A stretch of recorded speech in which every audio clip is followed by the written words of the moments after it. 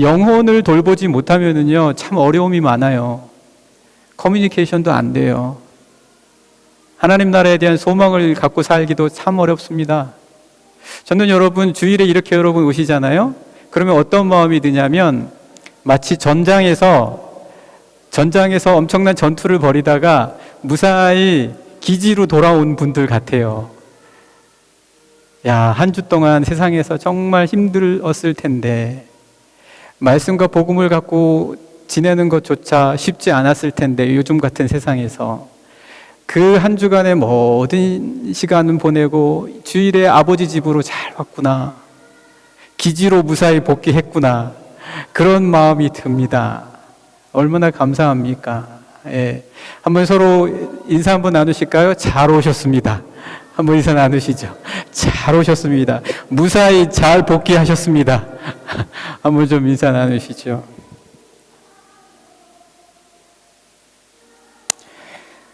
네, 여러분, 항상 무언가 우리 삶에는 이렇게 연결이 돼야 됩니다. 제가 차를 좀 쓰다 보니까 차에서 브레이크를 잡을 때마다 아주 안 좋은 소리가 나는 거예요. 그래서 이제 서비스 센터에 가서 물어봤더니, 물론 브레이크에도 문제가 있지만, 그러나 이거는 그 운전자의 운전 습관이나 브레이크 밟는 그런 패턴하고도 관련이 있습니다. 이제 그렇게 얘기를 하더라고요. 그러니까 무엇이든 관련이 없는 게 없죠. 우리의 삶이 항상 영적인 것과 관련 없이 일어나는 것은 없습니다. 그 사람의 상태와 관계와 항상 관련이 있기 마련. 그래서 그 영이 평안을 얻고 있으면 그 사람의 모든 행동이나 태도가 아주 평안합니다. 좋아요. 그런데 영혼이 불안하고 영혼이 뭔가 두렵고 영혼에 걱정이 있으면 행동과 태도나 직장에서도 그렇고 가정에서도 그게 나타나요. 단지 말을 안 한다 뿐이에요. 잘 말하지 않아요, 그런 거는. 그냥 묻어두고 있죠. 같이 드러내놓고 말하고 싶어 하지 않습니다. 그래서 우리가 아는 것 같으면서도 모르고 지낼 때가 굉장히 많아요. 다행인 거는 모르고 지내면서 해결이 되는 때가 있는데 해결이 안 되고 더 심하게 되는 경우가 있어요. 더 심해지면 더 드러내지 못합니다. 더 나눌 수가 없어요. 심해지면 심해질수록. 그래서 혼자 해결하지 못한 채 영적인 질병에 걸리는 경우가 많이 있습니다. 깊이 들어가는 거죠. 깊이 잠복해 가는 거예요. 우리가 그거를 잘 알고 있어야 됩니다. 뭔가 고쳐지지 않는 내 삶의 패턴이 있으면 뭔가 깊이 뭔가 디스오더가 되어 있는 거예요. 그래서 여러분 오늘 말씀을 보시면 5장 1절 잠깐 한번 같이 읽어볼까요? 5장 1절 말씀 같이 한번 보시겠습니다. 시작. 무리가 몰려와서 하나님의 말씀을 들을새 예수는 게네사렛 호숫가에 서서 호숫가에 배 두 척이 있는 것을 보시니 어부들은 배에서 나와서 그물을 씻는지라. 예수께서 한 배에 오르시니 그 배는 시몬의 배라. 육지에서 조금 떼기를 청하시고 앉으사 배에서 무리를 가르치셨다. 여러분 이 말씀을 보시면은요, 지금 예수님께서 갈릴리 바닷가에서 말씀을 가르치시려고 하는데 사람들이 너무 많이 몰려오는 거예요. 아마 감당하기가 어려웠던 것 같아요. 그래서 주님은 계속 사람들이 너무 밀려와서 그 뒤로 그 바닷가 쪽으로, 해안가 쪽으로 점점 이렇게 물러나시는 것 같아요. 사람들이 너무 많이 오니까. 사람들이 너무 많이 오는데 더 이상 어떻게 할 수가 없었던 상황인 것 같습니다. 그래서 주님이 마침 그때 호숫가에 배 두 척이 있는 것을 보셨는데 그때 이 배에서 어부들은 이미 나왔어요. 이미 나와서 그물을 씻고 있는 거예요. 그러니까 그날 작업은 끝인 거예요. 이미 더 이상 배에 다시 올라서 일할 이유는 없어요. 그날 작업은 끝.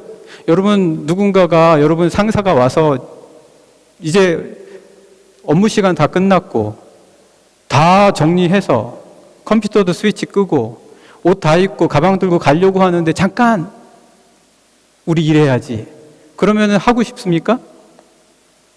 하고 싶으시다면 아주 정말 근데 대부분은 하고 싶지 않아요. 그 누가 하고 싶습니까? 지금 어부들이 그런 상태예요.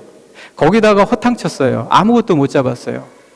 그러니까 정말 더 이상 뭔가를 일하고 싶을 만한 기분이 아닌 그런 상황인 거예요. 이 상황이. 그런데 주님은 지금 막 사람들이 몰려오니까 방법을 보신 거죠. 어떻게 하면 이 사람들, 몰려오는 모든 사람들에게 복음을 전해줄 수 있을 것인가? 주님의 말씀을 전할 수 있을 것인가? 좋은 방법은 이 사람들이 아무리 와도 물속으로 들어오지는 않을 거 아니에요. 그래서 배 한 척을 이미 작업을 종료하고 그물을 싣고 있는 어부들에게 부탁을 해서 배를 다시 띄워달라고 하는 거예요. 배를 다시 띄워달라고 하는 거예요. 그리고 나서 그 배가 물가에서 조금 떨어지면 사람들이 해안가에서 더 이상 오지 못한 채 거기에서 모여서 물 위에서 가르치시는 주님의 말씀을 들을 수 있는 상황이 된다라는 거죠.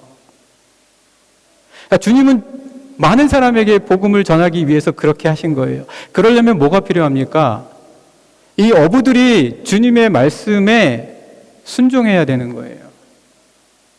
그러니까 어부들이 배 좀 조금 띄워주지 않겠소? 라고 주님이 말씀하실 때 그러죠 라고 배를 띄워줘야 된다는 거죠. 업무가 끝났는데도. 여러분, 예배가 어떻게 보면 이럴 수도 있어요. 일주일 동안 내가 힘들게 직장에서 근무했는데 무슨 예배냐. 여보, 주일은 좀 쉬자. 주일은 좀 나 잠 좀 더 많이 자자. 좀 애들하고 놀러 가자. 좀 편하게 좀 있자. 왜 주일까지, 왜 쉬는 날까지 이렇게 하냐? 어찌 보면 우리가 세상의 일이 마치고 난 다음에 하는 일은 세상의 일과 아무 관련이 없어 보여요. 이거는 어찌 보면 크리스찬들에게는 교회 일 같아 보여요. 그리고 믿지 않는 사람들에게는 저 사람들만 하는 특별한 일 같아요. 그러나 그렇지 않다라는 거예요. 그것이 그의 어부의, 지금 이 어부들이 물고기를 잡다가 일을 그만뒀지만 그만둔 상태에서 주님이 배를 조금만 더 띄워주소 라고 말씀하셨을 때에 더 할 때의 그 일은 단순히 자기가 어부의 일에만 관련이 있는 게 아니라 자기의 전 삶과도 관계가 있는 것이다라는 겁니다. 이거는 나랑 관계가 없는 거잖아. 이거 특별히 뭐하고 어떤 관련이 있길래 내가 이걸 더 해야 되나? 라고 생각이 들지 모르나, 그러나 오늘 이 말씀의 모든 부분을 봤을 때 어부들이 하는 그것을 그대로 다시 하게끔 하시는, 모든 과정이 다 끝났는데도 불구하고 또 하게 하시는 그 주님의 의도에는 이것이 우리의 전 삶과 여전히 관계가 있다라는 거예요. 그래서 만약 어부들이 우리 일 다 끝났습니다 라고 그냥 그것을 그물을 씻은 채 떠나버렸다면 그 다음의 상황은 일어나지 않았을 것입니다. 그들이 그 배를 띄우라 말씀하셨을 때에 배를 띄우니 그 다음 일들이 벌어졌다라는 겁니다. 제가 여기서 여러분들에게 말씀드리고 싶은 것은, 영락의 여러 성도님들, 지금 우리가 이곳에서 함께 예배드리고 그리고 이곳에서 예배드리면서 영혼에 대한 감각을 우리가 자꾸 살리는 것은 여러분의 직장의 삶과 무관하지 않습니다. 여러분의 일생의 삶과 그리고 친구들과의 관계와 무관하지 않습니다. 여기서 예배를 드리면서 하나님과의 관계 속에서 그 기초만이 아니라 그 방향성과 그리고 그때그때마다 여러분들이 보여줄 수 있는 가장 깊이 깊이 있는 태도를 바로 여기에서 하나님으로부터 공급받을 수 있는 굉장한 아주 중요한 자리다. 여러분 믿으십니까?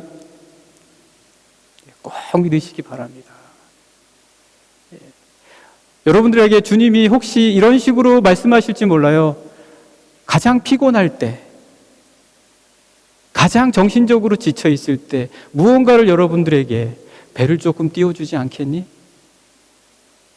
조금 더 너 마음을 열어주지 않겠니? 조금 더 너가 먼저 다가가지 않겠니? 조금 더 너가 생각을 깊이 하지 않겠니? 여러분은 전부 다 했다라고 생각했을 때 주님은 그렇게 여러분들에게 말씀하실 수 있다라는 거예요. 근데 그거는 바로 여러분을 위한 거라는 거예요. 여러분 꼭 기억하십시오. 주님이 그렇게 말씀을 하셨을 때 그런데 이 어부들 시몬, 야고보, 요한, 베드로, 야고보, 요한은 배를 띄었다라는 거예요. 배를 띄었습니다. 잘 아시는 것처럼 아무것도 못 잡은 상황이었어요. 아무것도 못 잡은 상황에서 주님이 말씀을 다 마치셨습니다. 이거는 여러분들이 그렇게 함으로 말미암아 주님이 많이 밀려오는 사람들에게 복음을 증거할 수 있는 놀라운 기회를 주게 되었다라는 거예요. 어부들이 그렇게 하니까 내가 무언가를 할 때 주님이 의도하셨던 사람들과 영혼에 대한 아주 주님의 다가감, 주님이 계획하셨던 것을 이룰 수 있는 놀라운 일들이 벌어지게 된다라는 거죠.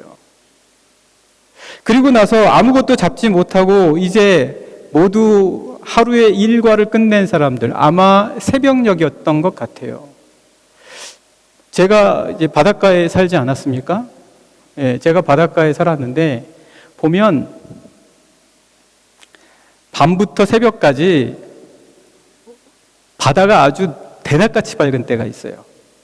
배가 너무너무 많이 몰려서 멀리서부터 들어오는데 오징어 잡이 배예요. 오징어 잡이는 새벽에 많이 나갑니다. 밤에 나가서 새벽에 들어오는데 배마다 엄청난 와트의 불들을 켜놔요. 엄청난 와트의 불들을 켜놓으면 오징어들이 그 배를 보고 다 물 위로 떠올라와요. 그러면 그냥 건져내는 거예요. 그러니까 밤이 되고 새벽녘이 되면 수온이 좀 차가워지고 빛을 따라서 물고기들이 이동한다라는 거죠.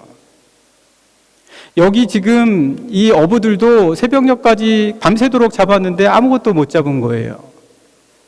그들이 물길을 몰라서 그랬을까요? 물길을 너무 잘 알았기 때문에 밤새도록 나가서 잡은 거예요. 낮에는 잡아도 소용이 없다는 걸 아니까.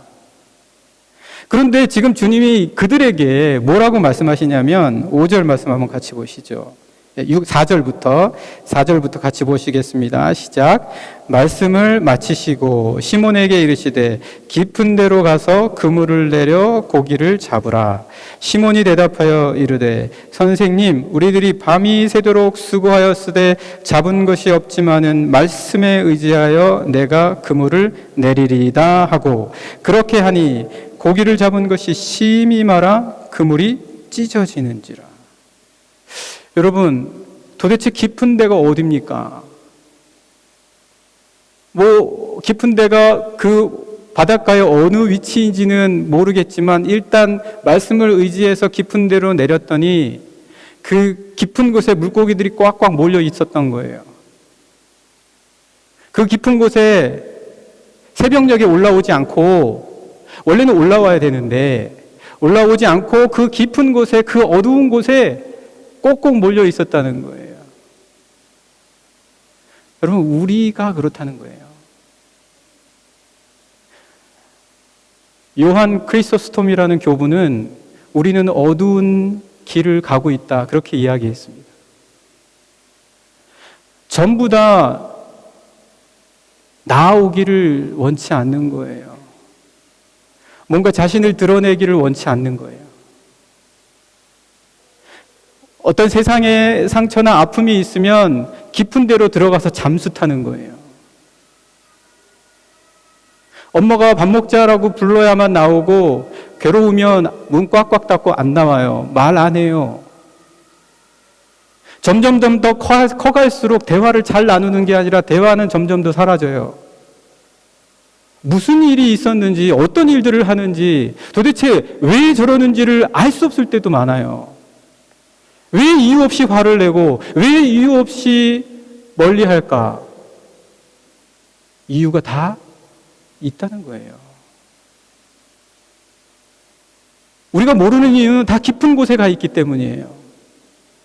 다 깊은 데 들어가서 그 어두운 데서 본인 스스로조차도 뭘 해야 될지 모르지만, 그러나 자신이 나타나고 드러나서 자신을 다 보여주는 게 사실 마음이 편치 않은 거예요. 그게 힘든 거예요. 다 깊이 들어가 있어요. 그래서 주님이 그 말씀 하시는 거예요. 깊은 데에 있는 자들을 볼 수 있어야 된다. 깊이 들어가서 나오기가 두려워하는 이들에 대하여, 뭔가 깊이 들어가야지만 마음이 편하다고 생각하는 이들을 건져낼 수 있어야지 된다.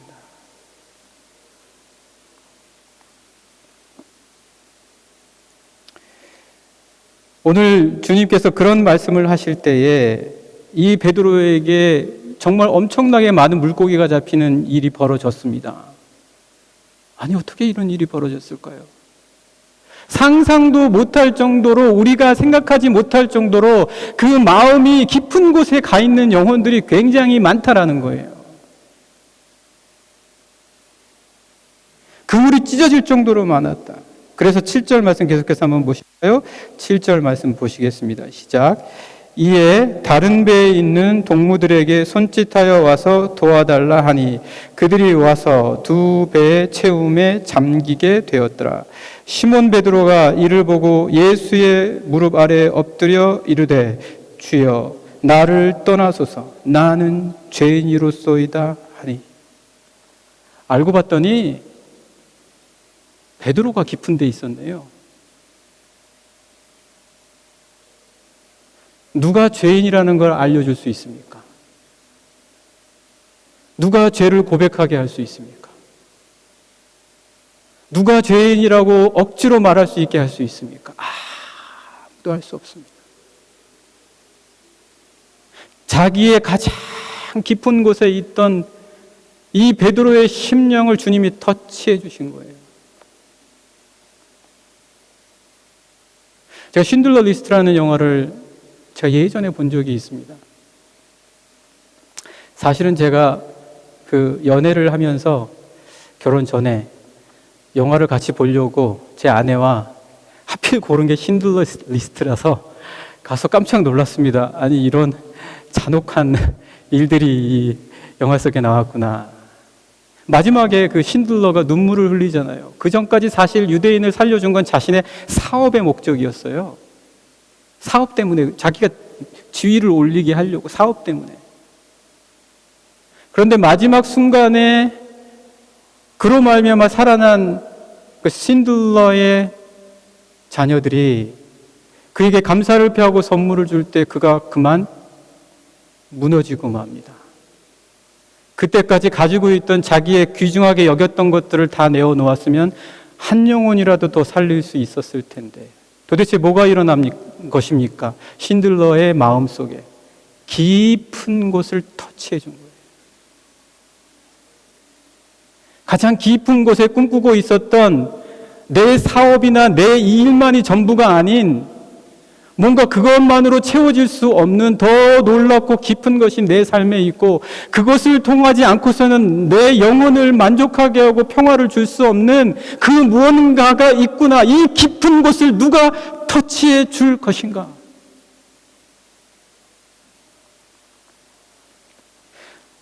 베드로는 지금 물고기 때문이 아니에요. 자기 영혼의 가장 깊은 곳을 만져주시는 정말 이분이 누구이신지조차 모를 만한 이 예수라는 분을 만난 거예요.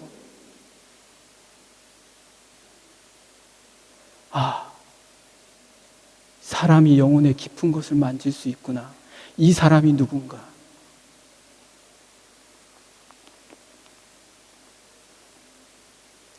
계속해서 말씀 보시겠습니다. 네, 9절입니다. 같이 보시겠습니다. 시작.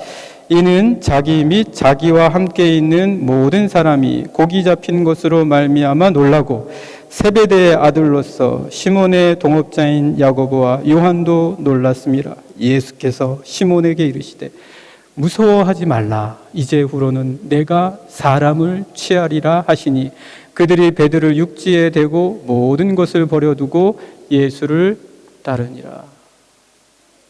여러분, 우리가 드러나는 것, 주님 앞에 마치 발가벗겨진 채로 내가 내 죄를 다 고백하고 기도 시간에 나와가지고 눈물 콧물 흘리는 거, 손 들고 찬양하는 거, 나의 정말 다 큰 어른이 왜 저러고 있나라고 말할 정도로 다윗처럼 부끄럽게 여겨진다 할지라도 무서워하지 말아라.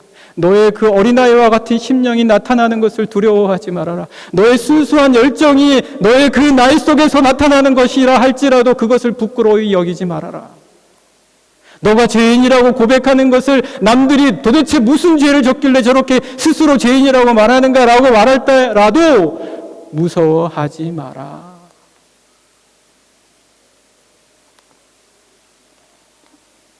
이제 베드로는 영혼이 들어오기 시작하는 겁니다.